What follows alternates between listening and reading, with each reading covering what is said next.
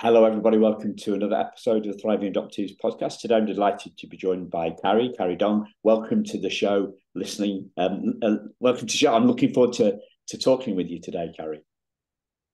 Thank you. Thank you so much for Yeah. allowing me to be here and be in your space to talk about various things about adoptees. Yeah.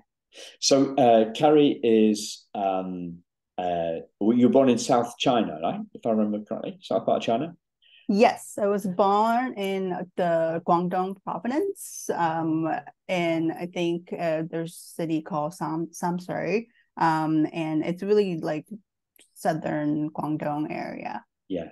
And you were adopted at 9, if I remember rightly. Yes, correct. I was adopted age 9, went with a first generation Chinese American family. Yeah.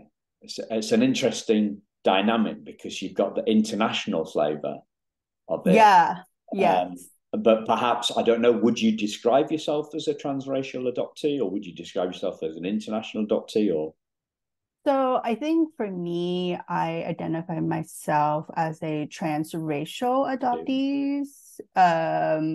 Oh wait, actually, no, sorry. I identify myself as a transnational adoptee transnational? and not a transracial adoptee. Unlike many of my cohorts, a lot of adoptees from China and also perhaps a lot of transnational are transracial adoptees since their family are mostly non-Asian or other race based, whereas my situation was a little bit more unique in a way where my family are actually not first generation but third generation Chinese American. They grew up in the Bay Area or Seattle area, just mostly on the west coast of US, and so they not only have the Chinese like identity, but also really steep into the American roots as well. Yeah. And you came to the US when you were 9, right? Yes, I That's came here when I was 9, so I was fully formed as a little girl with her own mind and her own sets of mental expectations and sets of thoughts and sets of things that that was not equipped with like somebody who was an infant. So I think my situation was a little bit unique in that way. yeah, very unique. Yeah. And when we first spoke and you told me that, I was stunned because your accent is sounds like somebody that has been brought up in the US, from a month or so. Like there's no accent. And I think when we spoke last time, you said something about you being when you arrived, you were very keen to kind of reinvent yourself, and that's perhaps why the accent has gone, because it's gone through kind of almost like an intentional thing to reinvent. Yeah. Yeah, definitely. When I first came here, I had a pre set in mind that like I wanted to kind of become a different person as a newer Carrie or newer version. It's kind of like my Chinese name is Xiaoxia, in Cantonese it is Siuha, and it felt like I left Siuha and then became Carrie, and then had that we claim that as my identity. I think it was partially the reason why I did that was partially because um, I wanted to. It was a survival mechanism, but also I wanted to really embrace my American culture. I think the identity I had in China came with so much trauma, struggle, and loss, that I felt like the only way to just move forward was to kind of reclaim this identity. And obviously, looking back retrospectively, I don't know that was the most healthiest way to process or to move forward. And I'm still struggling with some of the, issues with that. Claiming a new identity feels, it feels like sometimes it feels like walking on shaky grounds, because I feel like it was like I didn't have my full identity, and I wasn't able to embrace everything about me, only part of me. And so growing up here in the US was also difficult too, based on that simple action and mindset. But yeah, that is also one of the reasons why my accent is not as clear, or maybe non-existent. Just because, I just wanted to learn English right away. I wanted to be able to speak to my family, even though they're like third generation Chinese American. My parents didn't speak Chinese well enough to really kind of keep up with it. I did have grandparents who spoke Chinese, but I didn't live with them right away. So it was very being able to practice was limiting, but I think I didn't really encourage that either.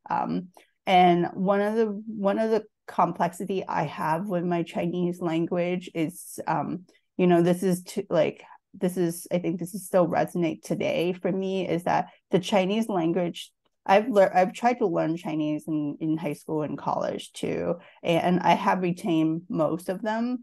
I mostly learned Mandarin, but I think that it kind of varies. It has a lot of weight of complex nuances for me, that it's just hard for me to really pick up and be able to relearn it again. I think that may be more psychological than just my capability to learn it again. Yeah, wow. Because the other thing that you talked about last time is that you've actually had a diagnosis of complex PTSD, and given that diagnosis, I think your ability to communicate and all the work you put into preparing for our conversation today, I think it's absolutely brilliant, and that it isn't. You mentioned the word surviving. It seems to me that you're doing a really great job of thriving given that diagnosis. Also, you mentioned to me that diagnosis of ADHD, and you're not just doing this, you're also, which you're going to get onto towards the end of the conversation, you're working with this non-profit as a creative director and board director of CCI. So given all that, and you're running your own business, right, as creative, so something's going right. Something's going right. I think so. I mean, it's definitely not an easy path to kind of carve out for yourself, especially with having the baggage of complex PTSD, and also just the struggle I have from my past. I think one of the things that I really kind of empowered me is just being able to educate myself, read books, listen to podcasts, and watch documentaries, and just kind of digest those information from a passive way to really understand what my people like me and the headspace that they are, and just to also be able to learn some of the tools too, be able to learn the tool to really learn okay, how to be compassionate about myself, how to be able to communicate my triggers, and then be able to educate others too, and one of the reason why I feel being diagnosed is also kind of empowering too. I know that not all mental illness can be self-managed, but I think some of the complex PTSD can be self-managed, and I am able to understand my limitations and work around it and gain some self-awareness. So I think that's helpful in a way where I'm grateful to have a diagnosis, but and it's a place where I know where I'm started from. One of the things I also try to work with in terms of helping my complex PTSD is just like work on the inner child process, and being able to see my little self and be compassionate about it. There was this study, I don't know exactly name, but basically it's a score for trauma. And you can score a child with certain things that happen to them, unfortunate things, and score them in a way.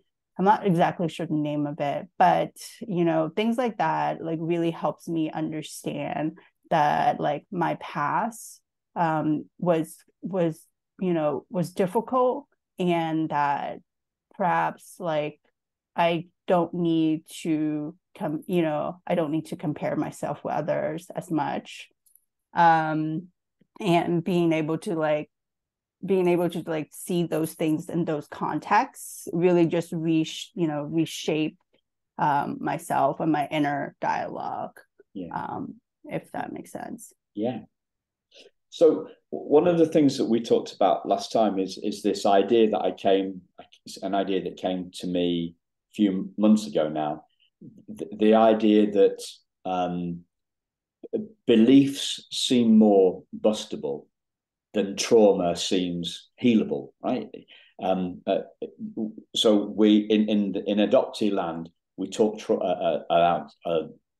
about trauma quite a lot, and we talk less about beliefs, and that's despite the fact that one of the biggest beliefs that we find that's common amongst adoptees is that there's something wrong with us, that we are substandard, we are not up to scratch, we are wounded. That is the belief. And on the back of that, I think you came up with this word, was debunking our beliefs. So what does I've used the word busting our beliefs. I think that's pretty similar. Is that what you mean by debunking as well? And why is that important to you?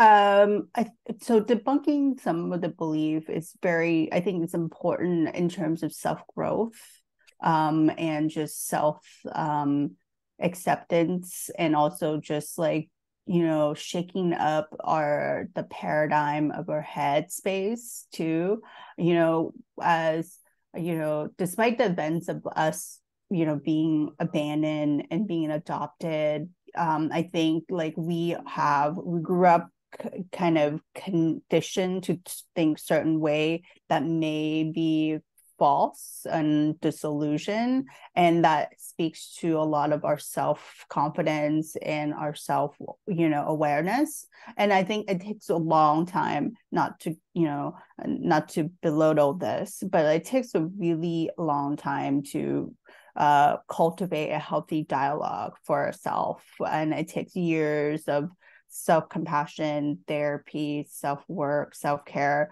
to really like understand like the truth of the reality of our situation, especially from the very beginning till now. And so debunking is maybe a phrase that can be more of an empowerment, than perhaps maybe it's kind of just like a funny phrase. So yeah, I think that's really important, especially for like self-growth, as well as being able to also educate other people too, other people in our community, our fans and my friends and family as well. So I think overall, I really am embracing this phase of debunking the belief. Yeah. So how do you see you mentioned two words there, two phrases: self growth and self acceptance. So how does how does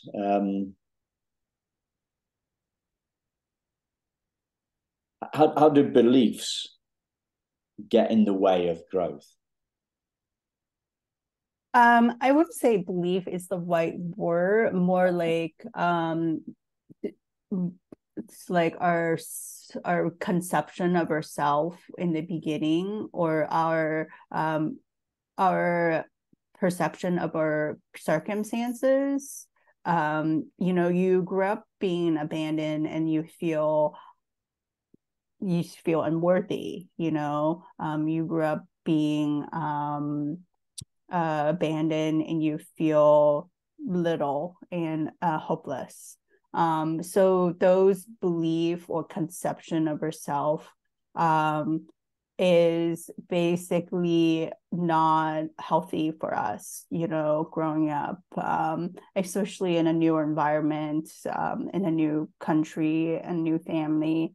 And so I think that's something we should all of us as a community should be debunking, and be able to tell ourselves that, we deserve unconditional love. We, no matter what the circumstances, and we need to work, if we don't get it, we need to work towards that as part of our recovery. And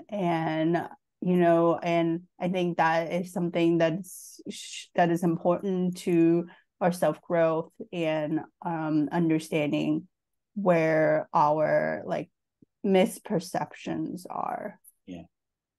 So just trying to pull those threads together. Perhaps the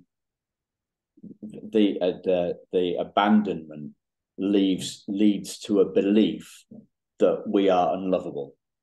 Correct. Is that so? We are unlovable, and what you're saying there is, by debunking that belief, we are changing our self-concept as from somebody who is unlovable to somebody that is worthy of love.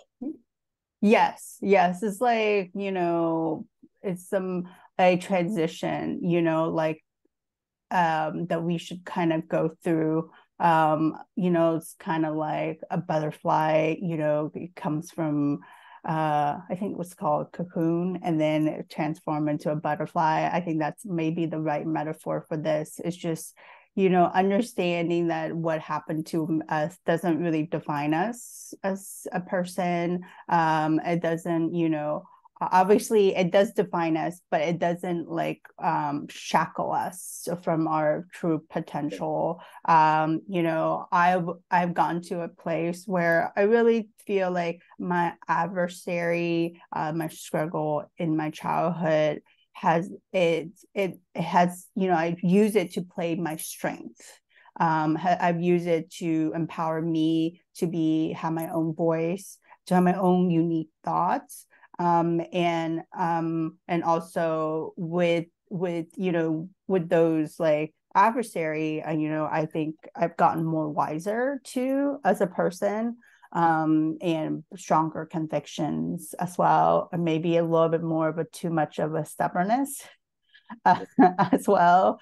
Many of my family may argue that I am a bit of a stubborn person. But I think that comes with the package, right? And it's kind of like sounds really cliche again, making lemon with lemonade, and just really just using what we got, and we transform it into something more beautiful and productive and helpful and magnetic to other people in a way. So to me, that's a form of debunking, right? A form of transformation, and taking from these negative inner talk to something obviously very positive, but also very very powerful and perhaps helpful for other people. And if we get to that space, I think the fulfillment of insecurity kind of comes back in and like trickle down into something more purposeful. So what it strikes to me is like since I don't know how long, but since obviously before you were 9, there was you had a very kind of like intentional mindset, and I find that fascinating because that's another word. As you know, in the adoptee space, we don't hear the word mindset. You know, we don't hear the word belief. We do hear the word empowerment, I think, and we hear the word identity a lot, but we don't hear a lot about mindset and you know, like you're clearly, you know, there's, as you say, there's that one person's mindfulness and focus. One person's focus is another person's stubbornness. It's in the eye of the eye of the beholder, isn't it? But it seems to me like intentional mindset would be 2 words that I would use to kind of sum that up. How do those words sit with you? I think if it's interpreted in the right way, I think that's helpful. I mean, I also want to kind of have a caveat of like intentional mindset. It has to be, aligned with yourself and your values, and and your instincts to what your gut says. Your gut is a really powerful mechanism, and if your gut doesn't align with your intention, that's something we should reevaluate and like be able to reconcile that as well. And so it is a tricky road that we walk on as an adoptee, because our identity and our roots are so like nebulous and so like vague, like we're pulling things out just to be secure, and so it is a lot of inner work. That's where we find our instinct and our guts too. So I just wanted to say that yes, having an intentional mindset is important, but as long as it really aligned to your gut and to what your core belief and moral compass are. I think that is where the roads kind of clear out, like the fog kind of clear out the path, so you can walk on and really enjoy the trail. Yeah. One of the things that's intriguing me at the moment is how things become, the transition between something we think in our head and something that we feel, that something that we experience, because you've described a long process, right? You've said it's a long process and it's an ongoing process. The stuff that you're talking about here is deep stuff, not like an affirmation sticker, it's the opposite end of the spectrum would be saying, writing "I believe in myself" in my mirror, something like you're talking about something that's a lot, it's deeper than that. So something that's transitioned from something that sounds like a nice idea or a bumper sticker or a note written on above a mirror to something that's kind of a little deeper and a lot deeper and more profound than that, right? Yeah, I definitely wanted to also emphasize that it's not about like writing affirmation and like putting on bumper sticker. It does require a lot of work. I think for me, and I can only speak to myself personally is that like I went through years of therapy. I also, did a lot of writing in terms of really, work on my past and like what happened to me in China, the trauma that it had. A few years ago, I wrote it all down, and it was very cathartic in a way where like, okay, this is what happened to me, and I accepted, and I showed it to a lot of people, in my network, my family especially, and I don't think they knew exactly what happened to me, but then when they read it, they were kind of they understood, but they were glad that I share it with them as well. But the act of writing it and also sharing it with your loved ones was also a process, a work too, and that is beyond writing affirmations and having bumper stickers. Those work requires a lot of just digging in, and really just like putting it all out there, understand the scope of it. And, it requires a tremendous amount of work and courage. And I'm not saying like everyone has to do it. And if they're not in the place that they can, that's also obviously understandable. But that's one way I did it. And that kind of process kind of carried me out to the next phase of recovery, and then another phase. And so that is kind of the transformation that I have done, and it's not surface level, and perhaps it's there is opportunity for me to go deeper even, but yeah, that's where perhaps also way of aligning from your head to your gut and to your heart, and those alignments are part of the process of digging in really deep, guts in, as they say. Yeah. What do you mean by the word cathartic?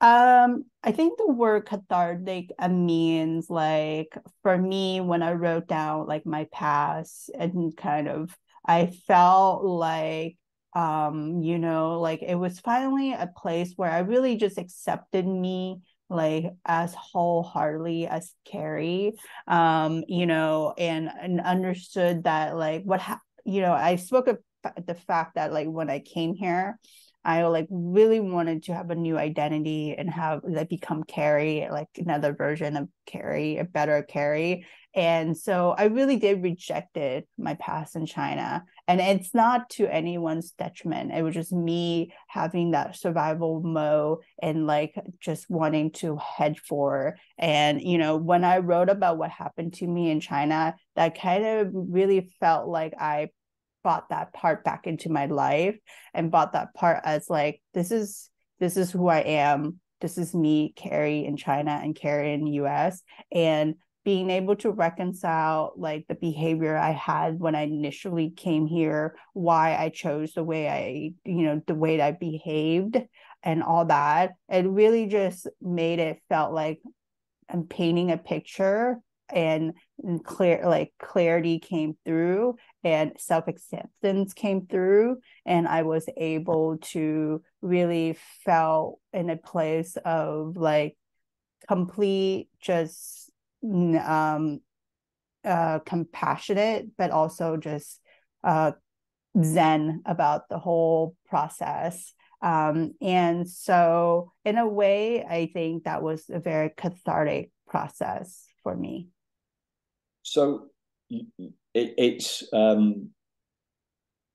was you came to the States, you rejected the Chinese past, and then in inverted commas the whole of the China stuff, and then when you wrote it back, you brought the Chinese back in, the giant Chinese part of you back into yourself. I mean, I never left, to be honest. I never really left. I came to, lived in the Bay Area Bay Area is really like there's a big diverse, Asian American community.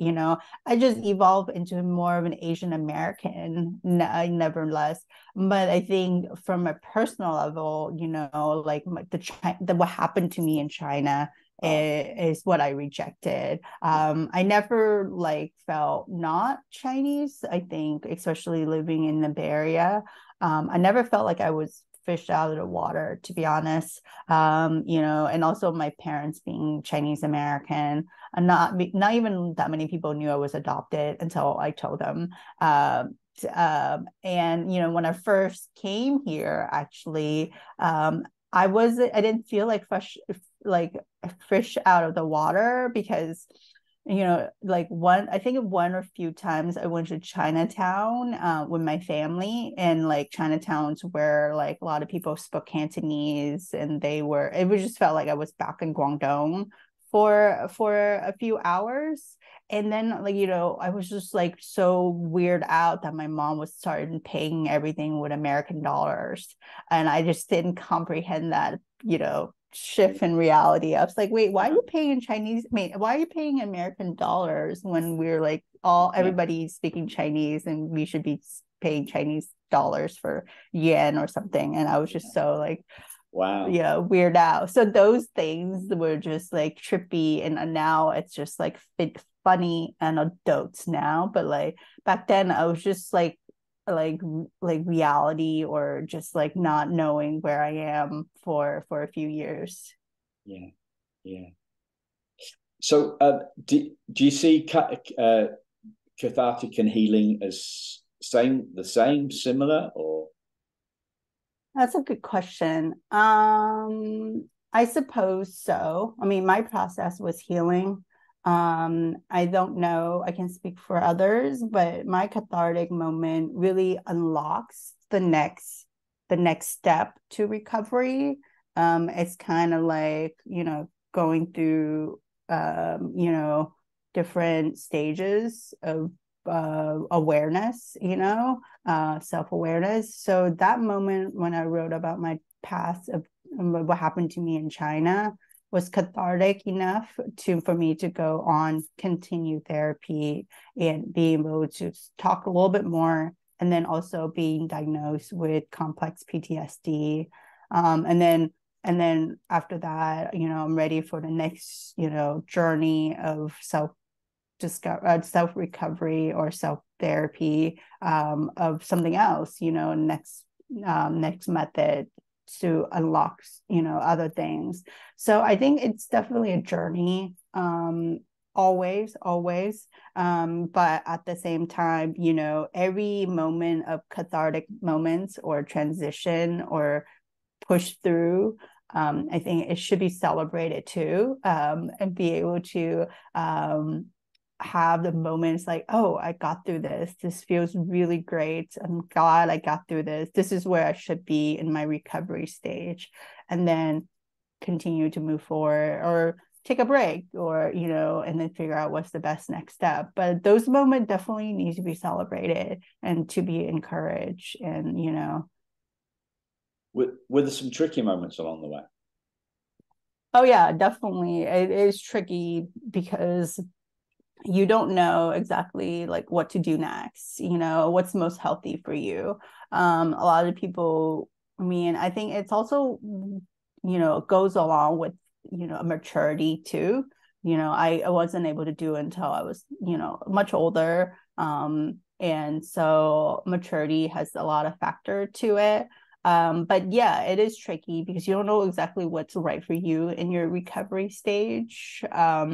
And so a lot of just kind of talking to other people and being able to ask. And I think building a community with people with similar paths and mindset is definitely really, really helpful to kind of say, hey, I'm at this stage, and, wanting to see what have people who are maybe a little bit older and gone through it, be able to ask for that, or, talk to a mental health profession too. And so it is tricky to navigate. And that is where, writing things down, writing your thoughts down, and writing your concerns down, that helped me personally. to kind of really navigate the mental health like journey that I'm in, and kind of understand like what tools will be more effective or helpful at this stage in my life. And that's kind of what I've done in the past. And so it is tricky. It doesn't like, no path is very laid in front of you. You can only know the few steps ahead. But yeah. Yeah. So you've used the word recovery a couple of times, and that's a word that's usually that I've heard of in addiction circles. Do you mean by recovery? Do you mean healing from the PTSD, or do you mean it in another context? I suppose just about healing from the PTSD. I think for me, I keep using the word recovery, is that I feel like recovery is also a way of reconciliation too. And for me, it was reconciling with my past that I really just push away so down to like, buried it up, locked it, key, thrown away. That like for me, I guess recovery was kind of in sync with reconciliation. Right. So not in a way where like, I'm recovering from some sort of addiction or recovering from some, not like not in that intention at all. No. So so recovery, another way of looking at it would be, recovery and discovery, new stuff, is it? Like reconciliation of old stuff and discovery of new stuff. Yeah, recovery, and I guess we can bring the word back of like debunking, or debunking thoughts that we had, perception that we had. And so like recovery, reconciliation, and then being able to debunk the concept that we had of ourselves, of others. And then I guess the last one would be acceptance, and acceptance of ourselves and our circumstances. And so I think that is the process I'm on right now. Yeah. So the metaphor that's coming to my mind is that Indiana Jones one, where he's crossing the chasm and the step, the stone, and the steps appear one at a time. Yeah. Yeah. Yeah, I mean, I guess that's a good metaphor. And that's so funny because my dad loved that movie, or just any Indiana Jones movie. I mean, there is a little bit of religious connotation to that too, as well. I'm not that religious as a person, but I guess in terms of like metaphorically, that would be the spiritual way, of like taking the steps that we know here and then recovering. And then, transformation, debunking belief, and then self-acceptance, and then empowerment, right? Last word would be empowerment, and being able to empower others, empower ourselves, and, bring support to those who need it in our similar situation. I think that is the process in a way. Yeah. So that leads us on to the work that you do with CCI, right? So CCI stands for China Children Internationals, is it? Is something like that? Yes, that's the name, China Children International. This is an organization run by adoptees and solely by Chinese adoptees. And this is one of the first and few organization that is this nature. And I think I came in there because I was ready to, be able to be in that space, in that community. And so I think for me, it was it was a good place for me to start because I was able to connect with other adoptees, and being part of the adoptive community has really helped me grow for myself as an adoptee and gain clarity too. It's, you know, I think it's a place where I was able to be educated by other adoptees and debunking some belief too about like, oh, like our abandonment is, part of the trauma, which I knew, but like they were able to like label it well for me. And then this place where I can, teach other people too. And because of, my professional, I was able to bring a little bit more structure into the organization to kind of keep it going because everything is pretty much volunteer based. And so, and for me, it's also a place where I feel accountable for myself, for my, for me as, wanting to give back, but also accountable to the community. Now I'm, doing work for a group of people who want to hear positive narrative, positive, works. Being a graphic designer, there is a bit of a utility purposes besides like the visual, the subjective aspects of the work. And I think I have used my skill to benefit that, bring that really strongly to the organization. I can help, bring build strategies, marketing message for the organization, for its like missions or their social media. I mean, the adoptee voice is very complex and there's a multi-layer. Everybody has their perspective.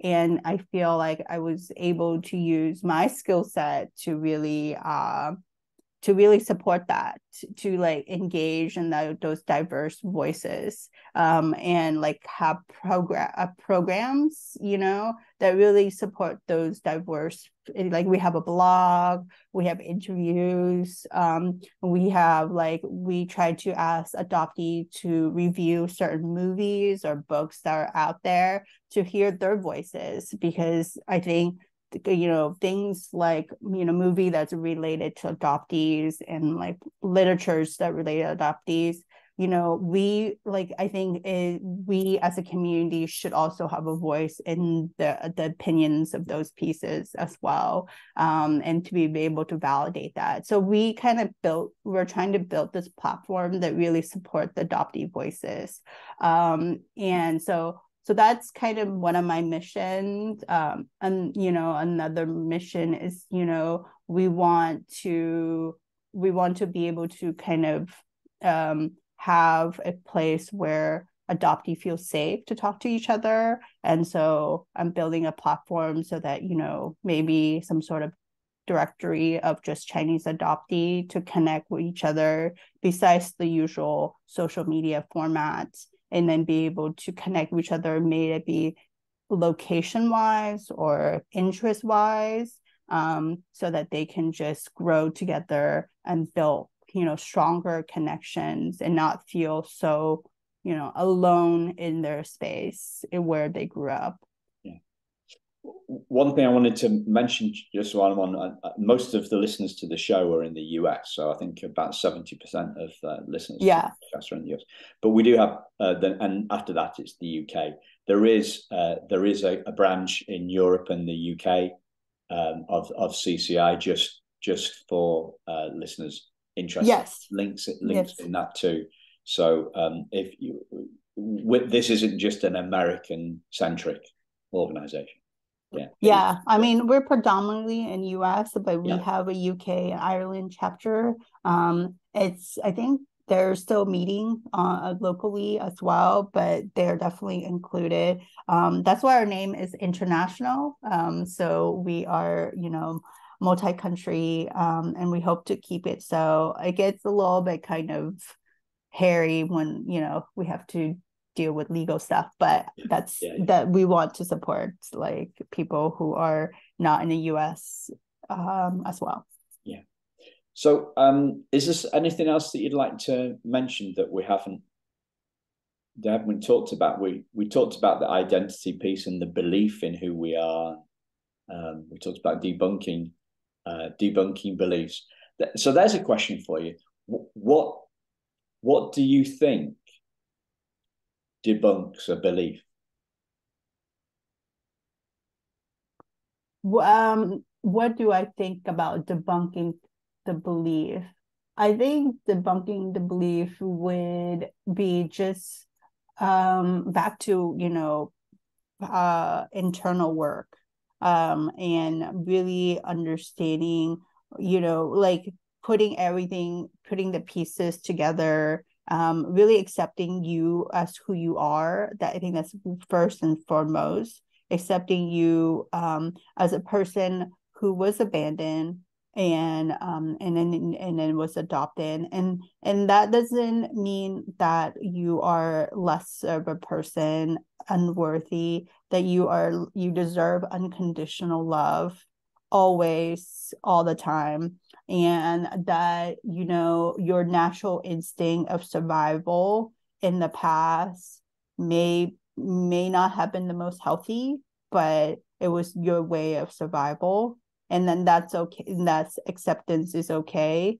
And then being able to formulate a better and a healthier narrative for yourself so that you feel empowered and you feel like you are being able to be able to take care of yourself first and foremost, and then be able to find purpose in things that you're passionate about to do and that you feel that is aligned to your core values, your instincts, your guts, and then finding fulfillment in things that are maybe outside of yourself or a bigger community as well. Yeah.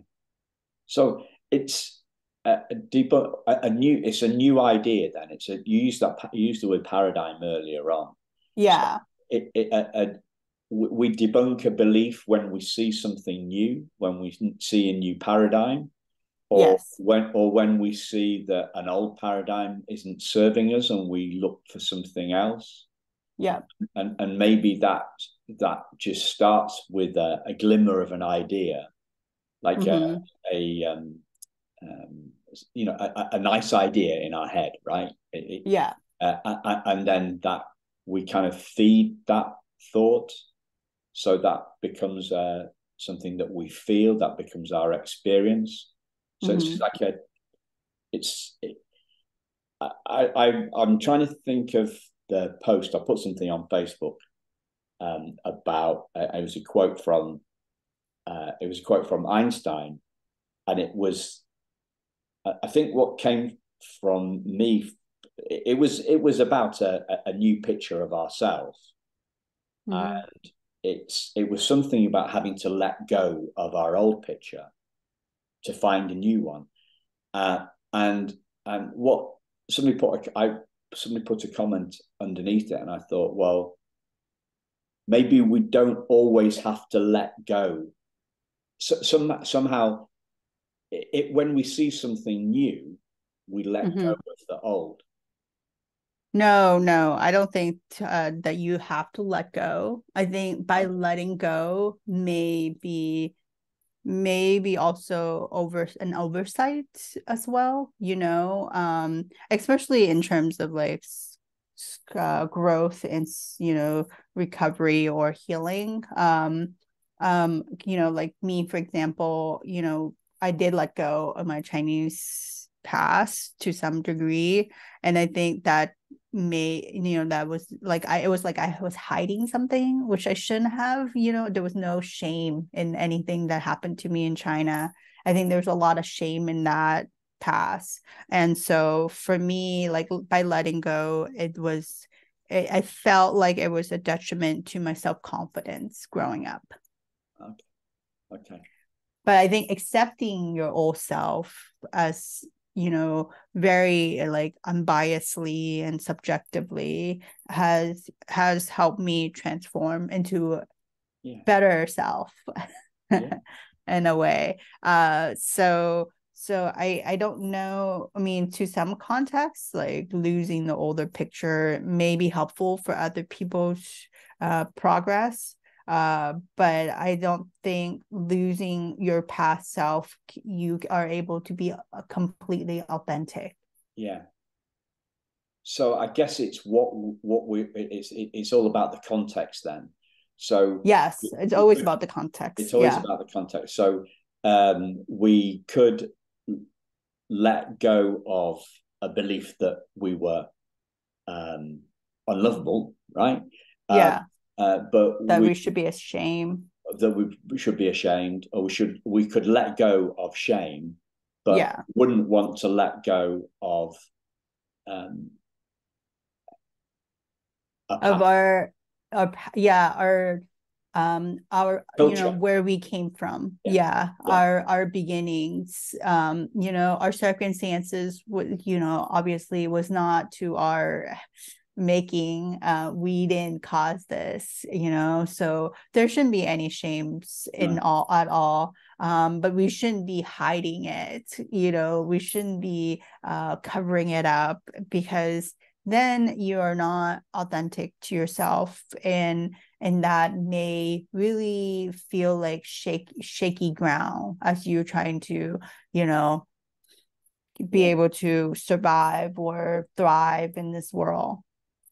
So just on a point on that, you showed me like a mind map. Started recording. I just thought that must be a useful kind of a tool.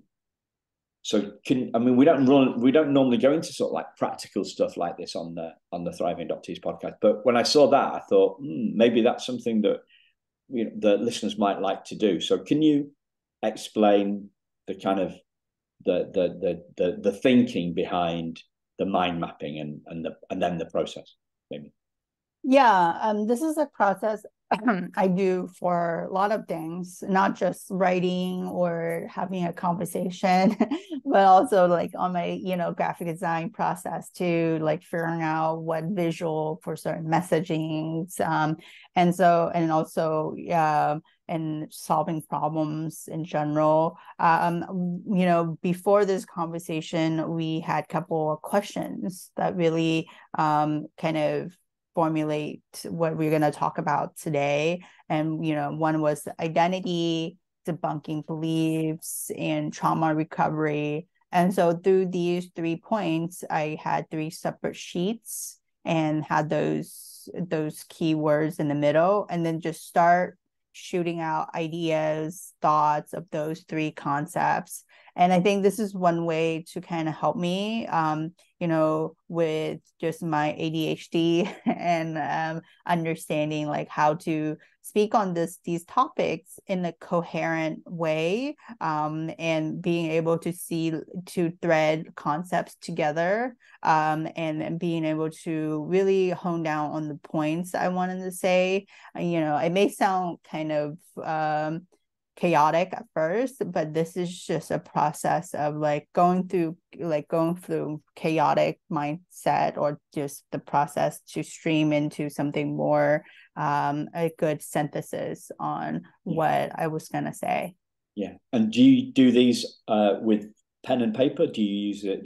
Just pen and paper, pen and paper, and just keep, have the word in the middle, circle it, and then start shooting things out.